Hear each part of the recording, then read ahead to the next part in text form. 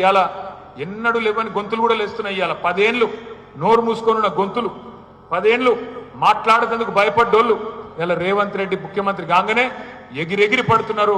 అసలు తెలంగాణ ఏంది, తెలంగాణ మీ జాగీరా అని మాట్లాడుతున్నారు. ఇవాళ యాది పెట్టుకోండి, మనకి ఇవాళ మీడియా సపోర్ట్ లేదు. ఇప్పుడు ఇంతసేపు ఈ కెమెరాలు పెట్టిరు కదా, ఎవరు చూపెట్టుతుంది అదుగుతుంది ఏదో వీళ్ళ ఉపసక పాపం వీళ్ళ ఉద్యోగాలకు తప్పాడు ఎవడు చూపెట్టాడు. నేనేమంటున్నా అంటే వీళ్ళ ఎవరు మనకు సపోర్ట్ లేదు. మనకి ఇవాళ ఉన్నది ఒకటే ఒక్క అస్త్రం, సోషల్ మీడియానే మనం ఉంగటున్న ఒకటే ఒక్క అస్త్రం. ఎవరి దగ్గరికి పోయే అవసరం లేదు, మీరు ఎవరి గురించి బాధపడే అవసరం లేదు.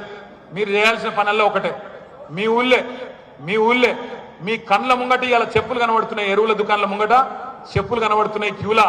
మళ్ళొక్కసారి ఆధార్ కార్డులు చెప్పులు ఆనాటి రోజులు తెస్తాడంటే నిజంగానే ఆనాటి రోజులు వచ్చినాయి. మళ్ళా ఆనాటి రోజులు మళ్ళా చెప్పుల వరుసలు కనబడుతున్నాయి. మీరు చేయవలసిందల్లా ఒకటే, ఒక ఫోటో కొట్టుండ్రి, ఒక వీడియో తీయండి, వాట్సాప్లో పెట్టుండ్రి. ఈ చెత్త ప్రభుత్వం ప్రజా పాలన అంటే ప్రజలను సతాయిస్తున్న ప్రభుత్వం అని ఒక్క మాట పెట్టండి. మీరు ఒక్కొక్కరు ఒక్కొక్క కేసీఆర్ లాగా సోషల్ మీడియాలో విజృంభించాలని చెప్పి నేను కోరుతా ఉన్నా బీఆర్ఎస్ విద్యార్థులను. ఒక రిక్వెస్ట్ మీ అందరితో, మర్చిపోండి. మనకు మన పేపర్లలో ఫోటోలు ఇస్తారు, టీవీలలో చూపెడతారు, మర్చిపోండి, చూపెట్టరు. వాళ్ళు డిసైడ్ అయిపోయింది. మన జగదీష్ అన్న మంచిగా చెప్పిండు, ఇప్పుడు రాష్ట్రంలో మీడియా సంస్థలు పనిచేస్తలేవు. మన క్యారెక్టర్లు ఖతం చేసే స్లాటర్ హౌజులు కొన్ని పనిచేస్తున్నాయి.